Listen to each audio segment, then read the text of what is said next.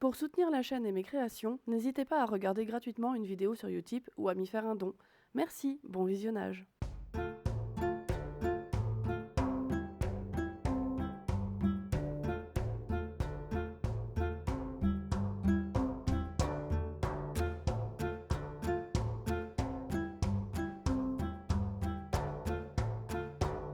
Salut tout le monde! Contrairement aux autres vidéos du calendrier de l'Avent, je vais ici changer un peu l'ordre de présentation du film, parce que cette vidéo est la vidéo du fail. Honnêtement, j'ai même hésité à la publier, mais je trouve ça aussi marrant, et honnête, de vous montrer les échecs que j'ai pu rencontrer sur ce calendrier de l'Avent. Forcément, quand on fait 25 dessins, tous ne peuvent pas être réussis, et c'est vraiment le cas ici.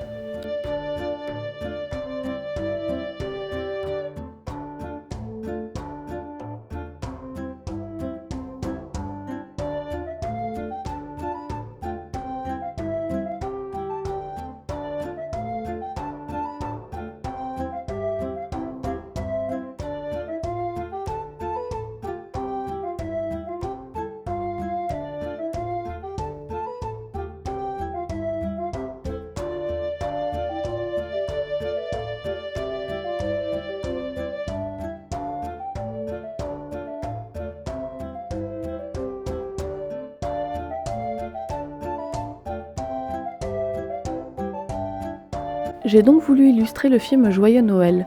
C'est un film tiré d'une anecdote vraie de la guerre de 14-18. On suit le destin de 3 personnages, allemands, anglais et français, qui sont pris malgré eux dans la spirale infernale de la guerre. Mais lors des fêtes de Noël, ils instaurent une trêve et vont même partager leur nourriture, leurs cadeaux et leurs festivités pour apporter un peu d'humanité au milieu d'horreur de la guerre. Le film est très manichéen et n'échappe pas au pathos, mais il reste très beau et très symbolique de ce que peut être la fameuse magie de Noël.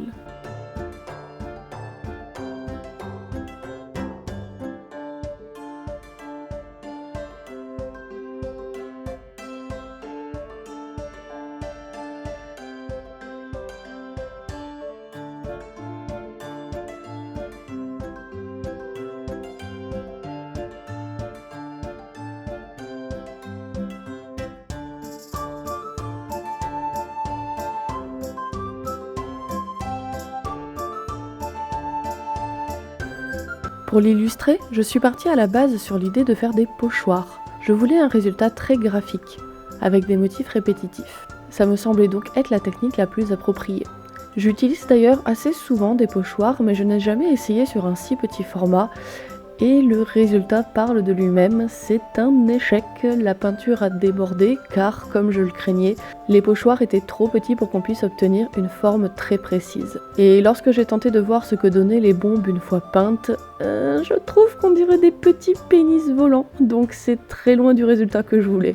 Je me suis pas laissé décourager et j'ai utilisé ensuite la technique inverse, avec du papier découpé pour faire les formes. Et là, c'est les flocons qui ont été d'immenses échecs, car si je me fiais aux formes que je voulais initialement, ça ressemblait à tout sauf à des flocons. Je commençais un petit peu à désespérer à ce stade-là parce que ça faisait plus d'1 heure que j'étais dessus et je me demandais comment m'en sortir. J'ai finalement improvisé des sortes d'étoiles qui rendent pas si mal, mais je me retrouvais avec ces 2 énormes trous de flocons moches à combler avec du papier. Et au moment du découpage de la partie basse, un nouvel échec. J'ai coupé la silhouette entre les personnages, et donc ça ne ressemblait plus à rien. Heureusement, j'ai pu tricher une fois que j'ai contrecollé l'ensemble. Et je dois dire que je suis finalement assez contente de moi, car je trouve que j'ai bien rattrapé le tout, et le résultat final n'est même pas si éloigné de ce que je souhaitais faire. Si on n'y regarde pas de trop près, le rafistolage se voit à peine. C'est donc une série d'échecs que j'ai plutôt bien rattrapé, je suis assez contente de moi.